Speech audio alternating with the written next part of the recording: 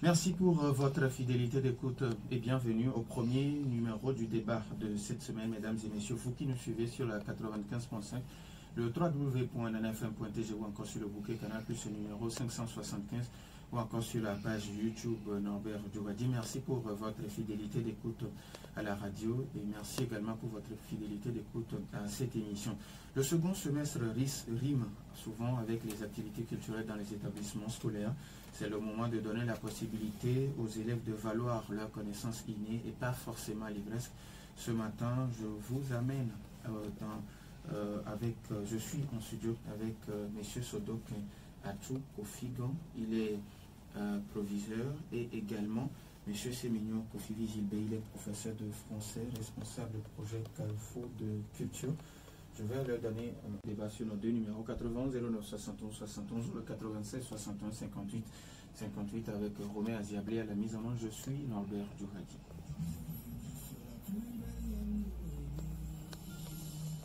Une fois encore, merci pour votre fidélité d'écoute à NNF. Alors, messieurs, je vous donne la possibilité de vous présenter en ORH. Je commence par ma droite. Monsieur, bonjour. Oui, bonjour Norbert. Je suis M. Sodokin Atou Kofigan. Je suis plutôt le proviseur adjoint du lycée international Cours-Lumière. Le proviseur, il s'appelle M. Éric Dogo. Il n'est pas avec nous. Et voilà, ce matin, nous venons partager avec vous, si on peut le dire, le bilan de la célébration de notre journée des cultures. Monsieur, à votre droite. Oui, bonjour Monsieur Norbert. Mon nom c'est Gilbert Sémignon. Je suis prof de français à Cours-Lumière, responsable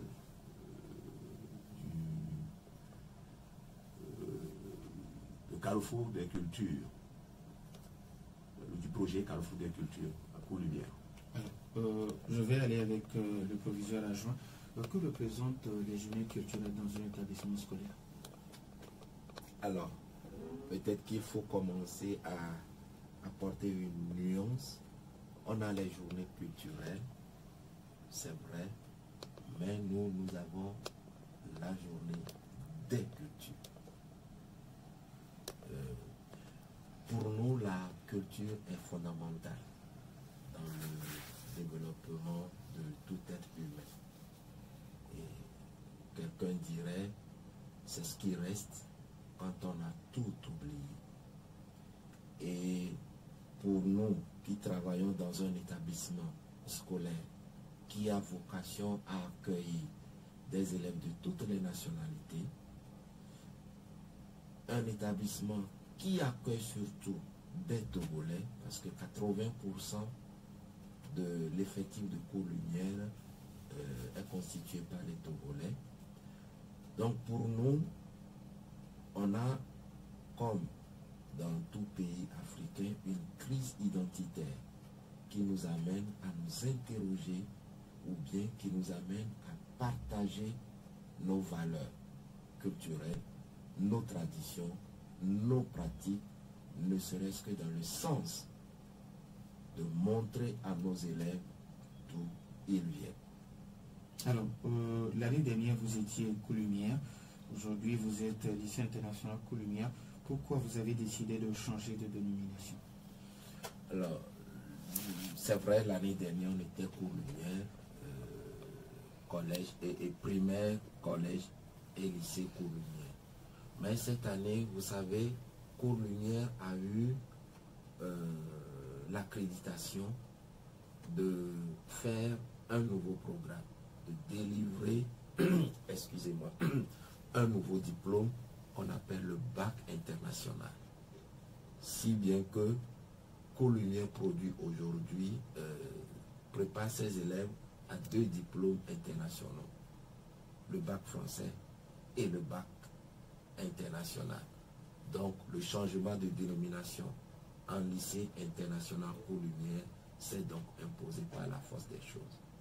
Alors, Monsieur Sémignon Kofivi, vous êtes professeur de français, également responsable du projet Carrefour de Culture. Vous voulez bien nous présenter un peu le projet Carrefour de Culture? Oui, Carrefour des cultures est un projet qui a pour objectif d'aider nos élèves à apprendre à bras le corps tout ce qui est lié à leurs origines et à le promouvoir surtout.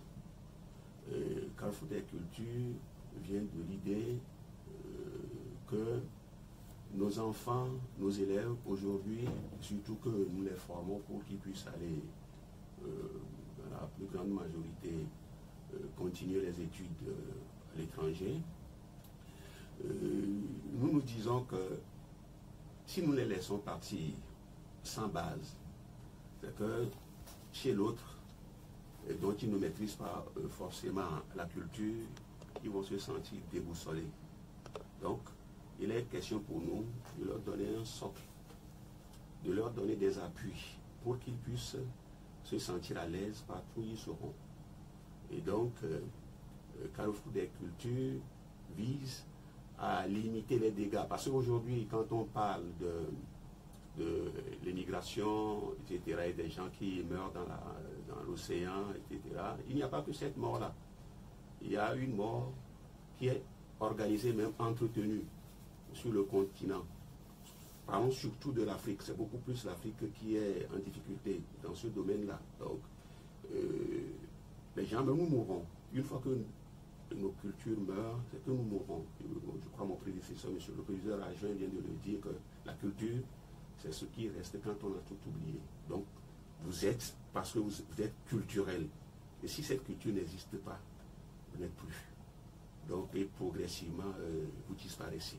Voilà. Et on se dit qu'un Africain ne peut pas, surtout s'il quitte le continent africain, il va en Europe ou ailleurs, ne peut pas aller parler aux habitants de cet ailleurs-là de leur culture, de la culture du milieu où il va. Donc, finalement, qu'est-ce qu'il montre? C'est qu'il se déplace, il n'a absolument rien. Où il va, il n'a pas de socle, il est déboussolé, désorienté comme une abeille qui entre dans un train en marche. Voilà, c'est ce qui explique l'idée de ce projet, grosso modo. Alors, quand vous parlez d'amener les gens à comprendre et à assimiler leur culture, et la dernière fois, il y a un grand frère qui me disait qu'il a fréquenté avec quelqu'un ici au Togo, il retrouve la même personne en Suisse. La personne s'appelait Nuglosé et puis il transforme son nom en disant que lui s'appelle désormais Nuglos. Est-ce que c'est pour amener les gens à ne pas s'adonner à ce genre de choses? Non, mais je crois que le monsieur en question ne comprend même pas le sens de son nom. Il porte un nom très fort en réalité. Nuglosé, chez moi on dit Nuglosé Gomada. Nuglosé, ça veut dire que ce que la marmite ne peut pas cuire, je ne sais pas comment vous appelez ça, une gourde, ce n'est même pas une gourde. Les calebasses ou je ne sais pas, ne peuvent pas cuire ça. Ça veut dire qu'il fait partie, c'est un élément, une entité forte. Ses ancêtres doivent avoir traversé des moments difficiles, ce qui constitue en quelque sorte pour lui une grande force. Mais il ignore et il va dire qu'il est nuglosé. Nugleuse. Donc, bon, si on lui demande d'expliquer ça, est-ce qu'il le pourra? C'est ça un peu le problème. Nous pensons que c'est ce qui vient d'ailleurs qui est plus intéressant. Et lui, franchement, l'abeille dont je viens de parler, qui entre dans le train en marche, c'est lui.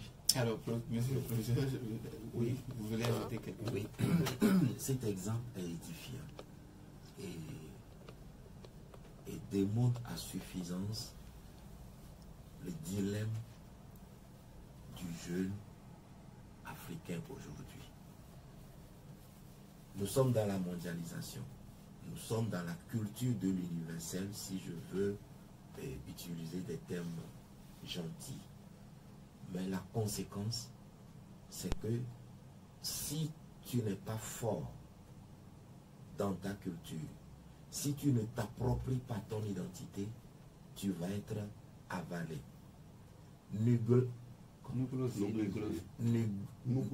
Oui, le deuxième c'est nuglose. Parce que nuglose, lui, est avalé. Non, nuglosé est avalé par nuglose.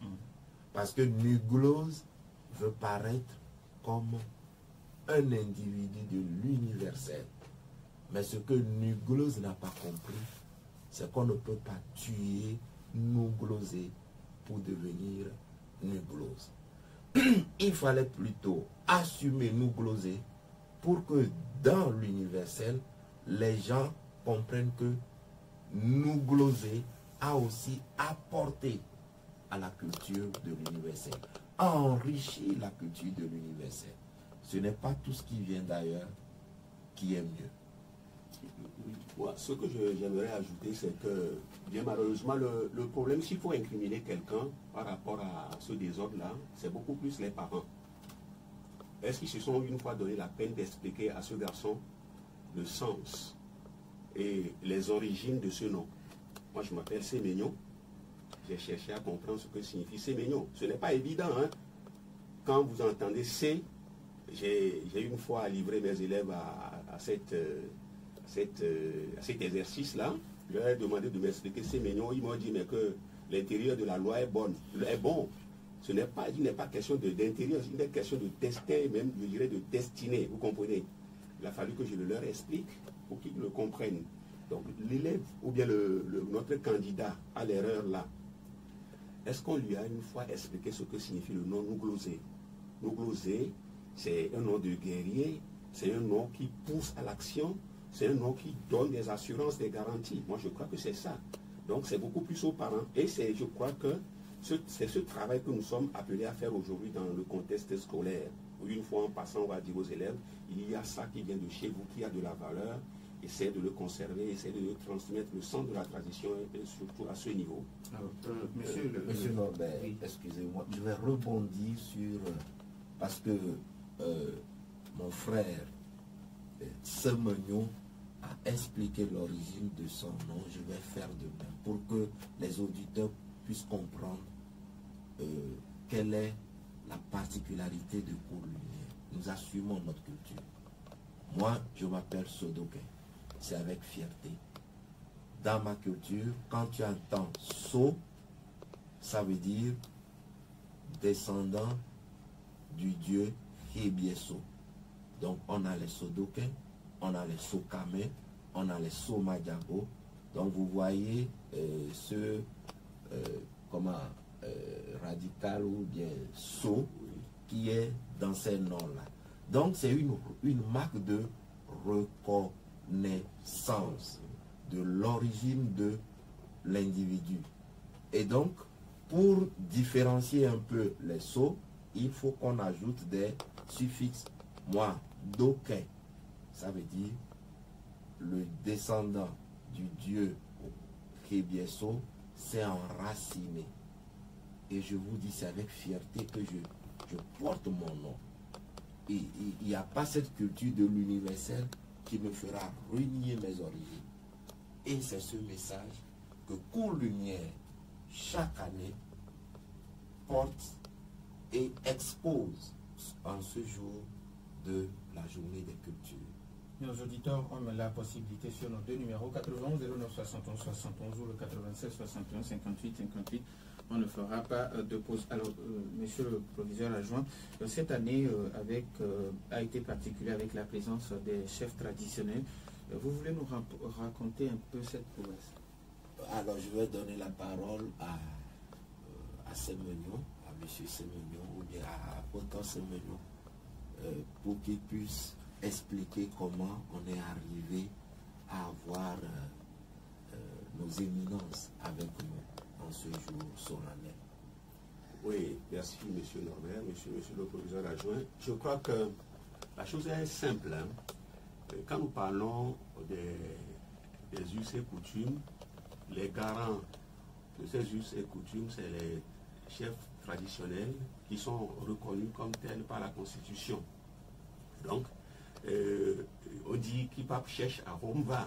Si nous voulons l'original, il nous faut aller à la source. Et nous avons, par le passé, organisé ces journées-là sans demander pour autant aux chefs, surtout aux chefs cantons, d'être parmi nous. Mais cette année, nous nous sommes dit qu'il faut maintenant aller à une autre vitesse. Et nous étions adressés aux chefs traditionnels, Tobi Didier, les chefs cantons d'Aflaogatli. Il a accueilli le projet avec joie, avec ferveur, et il nous a accompagnés. Il est même venu donné une communication sur les prérogatives et les attributions de la chefferie traditionnelle. Il est venu animer lui-même cette communication. Il a passé un bon moment avec nous, histoire de montrer aux élèves qu'il n'y a pas que la gendarmerie, la police, qui soit sollicitée toutes les fois qu'il y a des problèmes autour de nous. Donc, parler de l'organisation sociale avant l'arrivée même des Blancs du colon et de ce qu'ils sont en train de faire aujourd'hui pour que la culture demeure. Voilà. Et moi, sur la communication du chef, je retiens un élément historique pour vous dire à quel point cette contribution des chefs a été essentielle pour nos élèves, notamment les élèves de la terminale qui, dans quelques mois, avec le bac, vont, entre guillemets, s'exiler dans les pays occidentaux. Alors le chef nous demandait si nous connaissions l'origine de l'expression chefferie traditionnelle. Évidemment, on ne savait pas. Il nous a expliqué comment le colonisateur français qui remplaçait le colonisateur allemand a institué cette appellation chefferie traditionnelle. Si vous me suivez bien, c'est une formule qui a une connotation péjorative. Chefferie traditionnelle. Un chef est un chef. Un roi est un roi. Pourquoi ajouter traditionnel? Donc vous comprenez. Donc j'aimerais juste vous dire que cela a été pour nous un moment de partage historique, culturel. Un moment où l'élève, l'employé de cours Lumière, ensemble, nous avions eu à connaître davantage l'organisation de nos chefferies traditionnelles. Et en passant, le rôle des femmes dans ces chefferies-là, puisqu'il était même venu avec la seule reine du canton, je l'appelle la reine Convide. Celle de Casablanca. Celle de Casablanca. Et pour nos élèves, c'était un émerveillement de voir une reine chef de leur, enfin comme on dit, une reine venir dans leur enceinte scolaire. 91 09 71 71 ou le 96 61 58 58. Il y a un auditeur qui m'a envoyé un message. Est-ce que vous enseignez nos langues locales dans l'établissement? L'enseignement des langues maternelles à Cours-Lumière a débuté il y a quelques années. Nous avons fait 2 ans d'enseignement de nos langues, mais notamment l'EV et le cadien. Mais nous nous étions confrontés à des difficultés, si bien que nous avons fait une pause. Actuellement, nous travaillons sur l'organisation pédagogique de nos langues. Nous travaillons également à la recherche de manuels pour étayer l'enseignement. Nous avons un premier auditeur en ligne. En effet, allô? Papa Sibiti, bonjour. Bonjour, mon directeur. Comment allez-vous? Bonjour, monsieur l'auditeur et chanceur. Bonjour. Bonjour, monsieur. Bonjour, papa. Bon, en fait, notre auditeur est spécial, il aime qu'on l'appelle papa. Donc, Ah, bonjour, papa. ah, ok, son nom c'est Papa Sibiti. Papa Sibiti. Bonjour, Papa Sibiti. Monsieur, vous bénissez pour la culture traditionnelle que vous valorisez. Ami. Les gens ont perdu cette culture. Vos parents, on te dit, ou bien tu fais ça, ou bien tu quittes la maison. Et nous avons subi, nous sommes devenus des gens. Aujourd'hui, on dit l'enfant m'a fait de lui. Et depuis moi, excusez-moi. Et puis comme on a dans mon bonheur, elle a dit, tiens,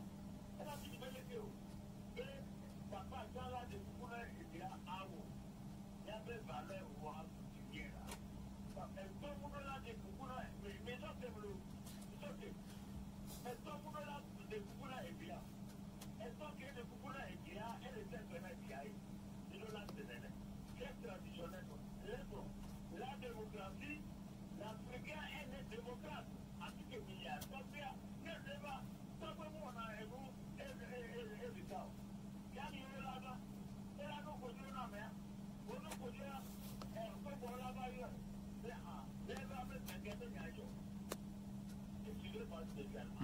Eh bien, après, on y est pour pourquoi? Parce que la Cour constitutionnelle, chez nous, la monopolie, elle existait. Les lois dont vous avez parlé, c'est vrai, c'est bon. Faites tout ce que vous pouvez faire pour la revalorisation. Tant pis pour ceux-là qui ne veulent pas qu'ils se disent intellectuels, qu'est-ce qu'on appelle intellectuels? Donc, bien quoi, Cour constitutionnelle, voilà, les chefs là, les arrivants, c'est eux qui sont avant d'être intronisés, c'est les Garo. Garo, c'est les polices ministres pour l'Uganda. C'est eux qui viendront dans la Cour et disent, bon, à partir d'aujourd'hui, vous êtes nommé chef. Bon, il y a beaucoup de choses. Après, je vous le dirai, les gens, je ne vais pas vous le poser. Donc, faites tout, même le président de la République, allez le voir. Nous sommes là pour nos cultures. Merci beaucoup. Merci à vous aussi, Papa Sibiti. 91 09 71 71. On peut encore recevoir deux auditeurs. Oui, vous voulez... Donc, je disais que l'enseignement des langues maternelles, notamment le cabier élevé, est en pause parce que nous voulons nous renforcer avant de le redémarrer. Nous avons, avant de réagir sur la question du Papa Sibiti, nous avons notre auditeur. Il y en a fait malo. Bonjour. Merci Dadido Gomé, comment allez-vous? Merci. Bonjour aux deux invités. Bonjour, monsieur. Je voudrais leur demander ceci. Oui. Parce que c'est compris contre lequel moi j'ai commencé par lutter sans bien faire une vingtaine d'années. C'est le fait que les gens pensent que pour se voir évoluer, c'est le libéraux qui parlent le français à leur nourrisson. Et souvent, c'est un français qui n'est même pas correct, c'est du charabia. Je vais leur demander ce qu'ils pensent de ça. Et deuxièmement, et c'est une doléance que je vais porter à leur endroit, Oui. pour valoriser les expressions locales. Par exemple, et les deux qui sont là, ils ont expliqué leur nom. Et en les entendant, moi, je n'avais pas aussi compris. C'est aujourd'hui que j'ai compris le vrai sens de leur nom. Est-ce qu'ils ne peuvent pas penser déjà à faire à sortir un document lexical pour nos langues locales et ainsi montrer aux gens que les langues ne sont pas aussi barbares que nous pouvons en vouloir le faire comprendre. Merci beaucoup. Merci et bonne journée à vous aussi. 91 09 71 71, on peut prendre encore un seul auditeur. Alors, vous voulez bien réagir sur Papa Sibiti. Il a dit quelque chose de très important. Monsieur Sémignon, je vous donne d'abord la parole. Ok, nous avons un troisième auditeur en ligne. Alain Femalo. Michel, bonjour. Oui, bonjour, monsieur Nabel. Bonjour, mes chers collègues. Bonjour, monsieur. Chers collègues. Ce débat, à un moment donné, vous avez dit que les parents sont responsables. Je crois que le diagnostic n'a pas été bien fait. Les parents étaient déjà englobés dans cette situation. Ce qui fait qu'eux-mêmes, culturellement, ne se retrouvent pas. C'est à peine qu'ils ont quelques bribes de leur culture. Maintenant, la modernité a envahi tout. Alors que ce sont nos autorités éducatives qui doivent être des visionnaires et prévoir des situations pour travailler sur nos cultures. Mais ce n'est pas le cas. La preuve, c'est que si vous parlez aider en classe, on vous donne un signal au moment où d'autres doivent forcément parler français. Donc moi, je pense qu'en réalité, les gens ont été, les parents plutôt ont été englobés, ils pensaient que la modernité était la meilleure solution. Maintenant, ce que moi je voudrais qu'on fasse et qu'on propose, c'est qu'il faut que dans les établissements, on ne dise pas forcément des professeurs, parce que tout le monde n'est pas aidé, tout le monde n'est pas aidé, mais tout le monde est de diverses langues. Maintenant, parmi les enfants qui parlent leur langue correctement, on les met à contribution. Et ne serait-ce qu'une ou 2 heures par semaine, les gens de ces ethnies-là se retrouvent autour de l'élève ou bien de l'enseignant, et on parle, on leur dit comment se passe la culture chez eux, et leur langue, comment on dit ceci dans leur langue, et etc. Je crois qu'avec ça, on peut encore avancer un peu. Parce qu'aujourd'hui, les gens se voient, on a honte parce qu'on appelle ça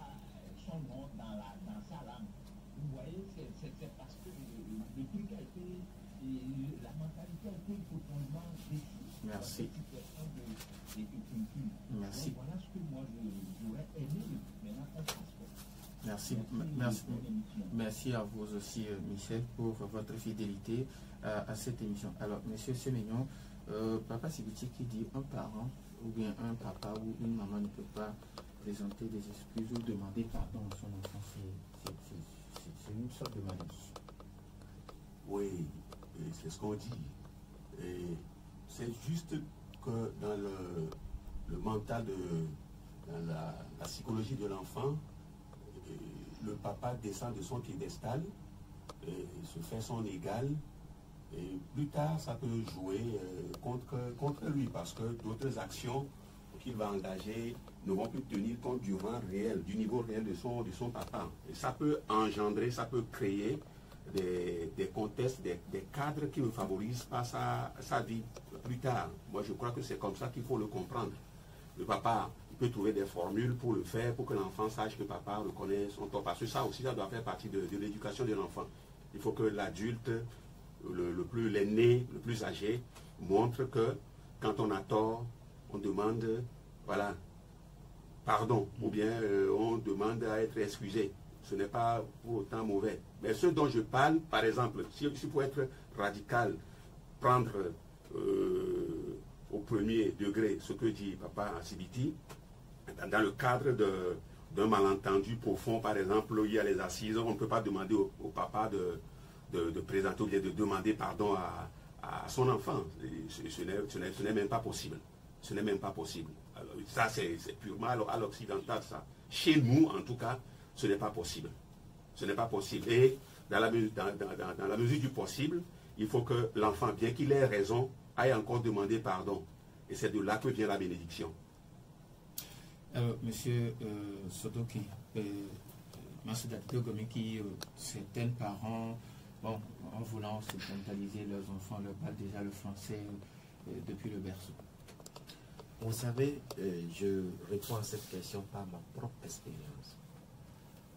Mes enfants parlent le français élevé. Mais ils ont commencé d'abord à parler l'élevé.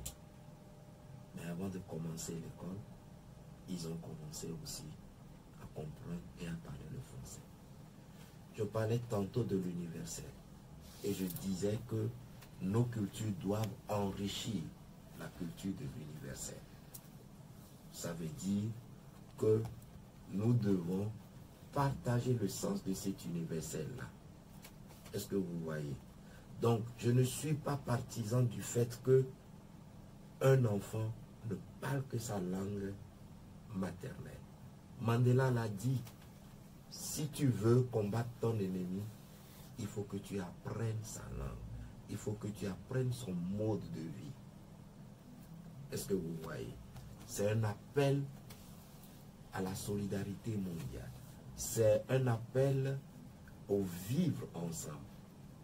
Mais attention, on ne peut pas sacrifier sa langue maternelle.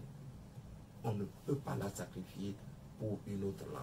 C'est d'abord sa langue maternelle. L'enfant est nourri au sein de sa maman avec la langue maternelle.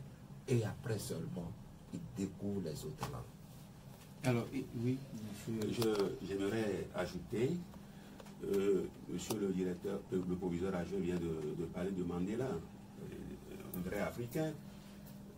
Même les Blancs, ils l'ont compris. Quand Claude Pérouté et Bernard Cocula disent que perdre sa langue, c'est la pire des aliénations. Voilà, être aliéné, c'est être esclave, c'est être privé de ses droits, c'est être déboussolé. Voilà. Je crois qu'un travail quant à la maîtrise de sa langue maternelle est fondamental. C'est la base. C'est la base. C'est très important. Voilà ce que je voudrais ajouter. Alors, monsieur Soudok, il y a Mas Dadido Gometouzu qui demande, après avoir expliqué vos noms si bien, si ça lui a permis de comprendre un certain nombre de choses, n'est-ce pas, n'est-il pas bon de produire un document lexical pour nos langues locales? Je laisse le responsable projet Carrefour des Cultures répondre à la question et je pourrai répondre. Voilà. Avant de répondre à cette question, j'aimerais faire un petit tour vers l'histoire, vers notre passé un peu récent. L'idée de ce projet vient de quelques faits simples.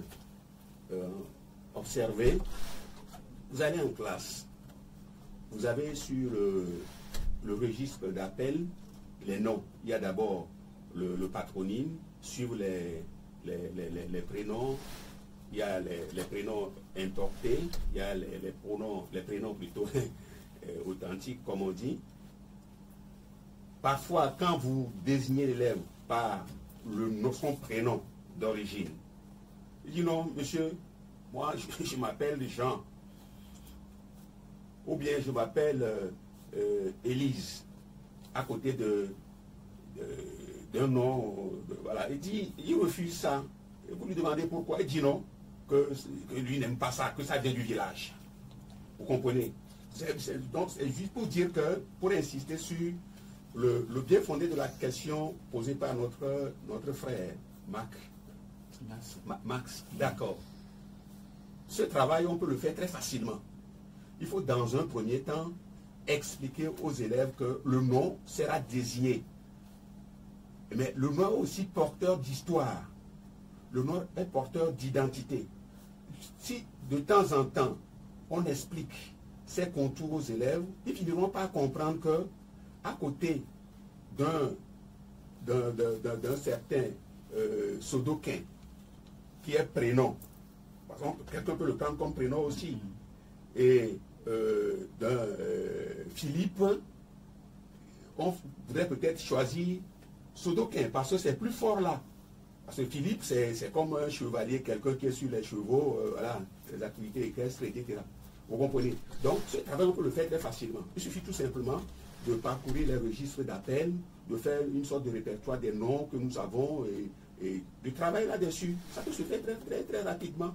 Et tout à partir même de là. Si nous acceptons nos identités, nous pouvons très facilement avancer. Et tout doit même commencer par là. Je ne sais pas qui je suis. Je ne sais pas qui je suis. Je ne suis même pas en mesure d'expliquer le nom que je porte. Je suis déjà perdu. Vous comprenez? Et je crois que tout doit passer par là. Je tiens sincèrement, nous tenons à le remercier pour cette proposition. L'idée de la production de documents qui renferment nos réalités ou bien nos richesses, je vais dire maternelles, fait son chemin à court-lumière. Je vous ai dit tantôt que nous avons marqué une pause au niveau de l'enseignement de nos langues maternelles parce que nous voulons nous renforcer. Je veux parler des ressources pédagogiques. Alors, il y a la question est beaucoup plus générale que ne le pense Monsieur Max.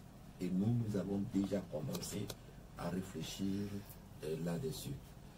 Il y a quelques jours, nous avions organisé les journées de développement personnel à Court-Lumière, où nous avions invité des experts internationaux qui sont venus pendant 2 jours former et bien apporter une contribution au renforcement des capacités des enseignants togolais, du programme togolais et des enseignants du programme français. Alors, l'une des thématiques retenues était la contextualisation. Si je vous parle de Blanche-Neige, je sais que vous tous ici, vous savez de quoi je veux parler. On a me donné mi bé me bien mi sévéré me kenyi yevi golo to imali.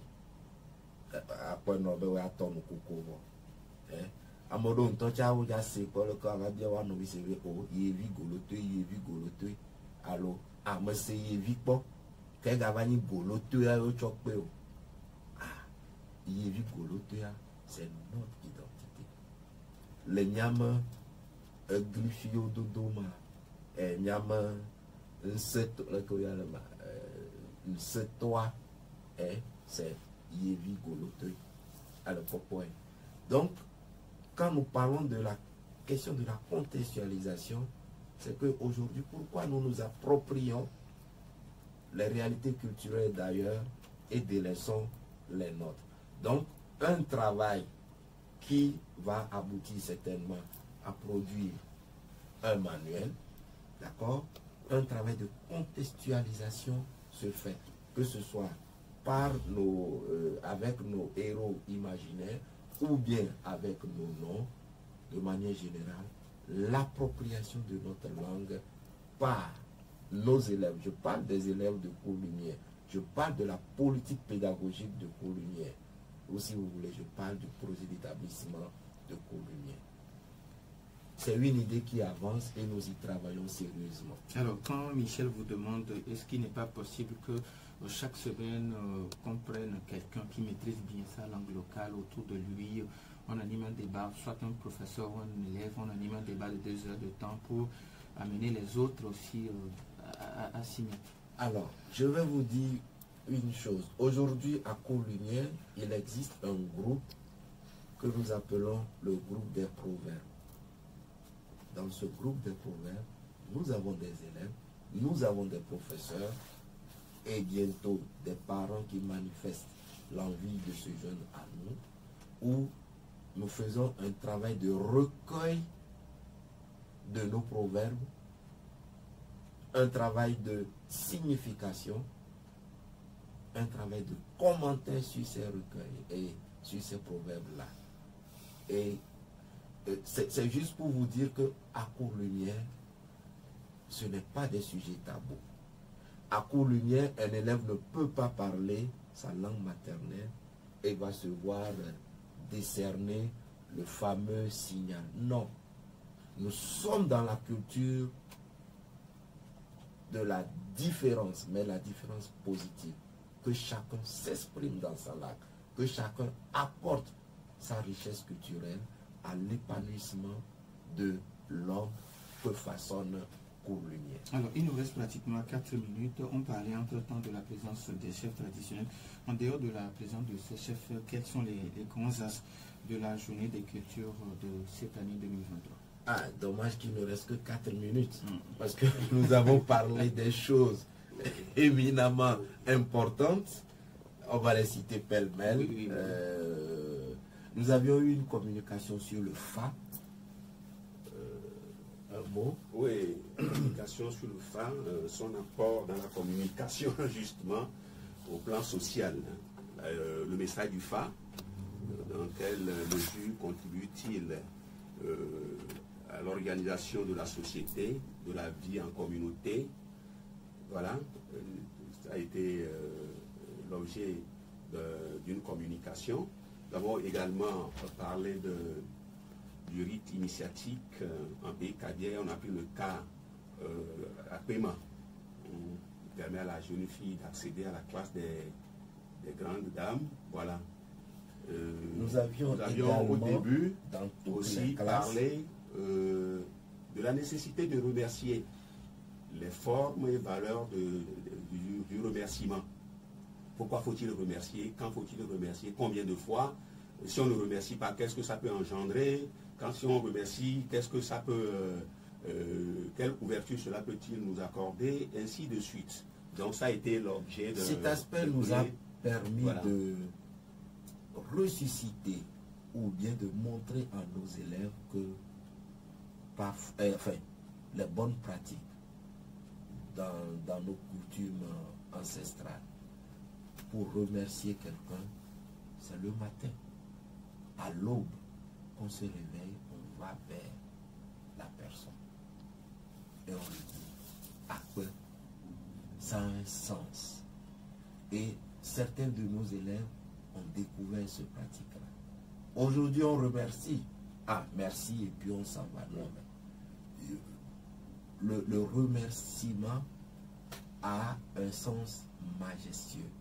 Le remerciement facilite la cohésion, l'harmonie au niveau de la société. Le remerciement développe dans le bon sens les relations entre les hommes. Oui, j'aimerais peut-être ajouter que quand on parle du côté matinal de la chose, c'est bien, mais on peut le faire aussi de façon instantanée, on peut le faire tout de suite, quitte à revenir dessus pour marteler. C'est quelqu'un qui vous qui vous montre la voie à suivre. Et, vous ne connaissez pas chez lui, vous lui dites merci. Il faut le faire, il ne faut pas le faire sur les bouts des lèvres, non. Il faut le faire et très sincèrement et que tous les marqueurs soient présents pour que la personne sache que vous êtes reconnaissant au regard de ce qu'elle vous a fait. Voilà. Et puis, plusieurs fois, on doit remercier, c'est nécessaire. Et parfois, on se rend compte que nos élèves ne le font pas, par pure ignorance. Grâce à cette journée-là, ils sont nombreux à comprendre la nécessité de remercier. Parce que qui ne remercie pas, on dit que l'usure est devenue chose nécessaire depuis que le nombre des ingrats, en augmentant, réduit celui des bienfaiteurs.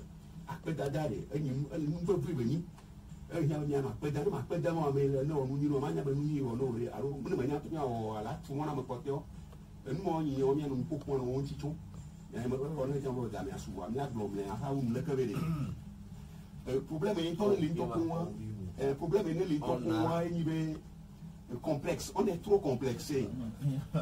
Et il faut aussi rappeler rapidement que la journée des cultures, c'est l'occasion pour nous de faire venir à Coulumière des groupes folkloriques professionnels, Abadja, Kamou, les Mouba, qui viennent montrer, j'ai utilisé beaucoup de fois le mot richesse, la richesse de nos cultures à nos élèves. Disons merci à M. Sodokin Achou Kofi, proviseur adjoint au Coulumière, et bizarrement le temps est déjà parti. Juste un mot oui. À l'endroit des chefs traditionnels. Hein. Bonjour à Togbe Didjolé et à tous ceux qui l'avaient accompagné, les autres chefs. Nous leur sommes sincèrement reconnaissants et nous leur disons merci, sincère merci. Merci également à M. Sémillon Kofi Gilbert, professeur de français, responsable du projet au Carrefour des cultures au lycée international Coulumière. Merci également à Romain Aziablé pour la mise en ordre. Maimouna Hassan est derrière la caméra pour notre page YouTube. Je suis Norbert Djougadi. Bonne suite de nos programmes.